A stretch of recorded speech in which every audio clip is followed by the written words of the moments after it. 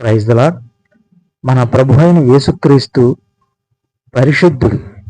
ఈ పరిశుద్ధత గురించి 1 పేతురు 1 అధ్యాయం 1 వచనం నుండి 16 వచనాల వరకు ఆయన పరిశుద్ధత గురించి తెలియపరుస్తున్నది. దేవుని పరిశుద్ధత అనేది ఆయన చేసిన సృష్టి అంతటికీ వేరుగా ఉండే ఆయన విశిష్టతను సూచిస్తుంది.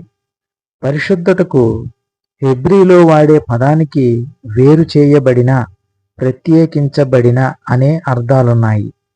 దేవుని పరిశుద్ధత ఆయన పరిపూర్ణ పవిత్రతను సూచిస్తుంది. దేవుడు ఈ లోక దుష్టత్వం చేత కళంకమొందని వాడు. ఆయన మంచితనం పరిపూర్ణమైంది. లేఖనాలలో మనకు కనిపించే నీతి సూత్రాలు ఆయన పరిశుద్ధ స్వభావానికి ప్రతిబింబమే. దేవుని స్వరూపంలో సృష్టించబడిన ప్రజలంగా మనం పరిశుద్ధ జీవితం కోసం పిలువబడ్డాం.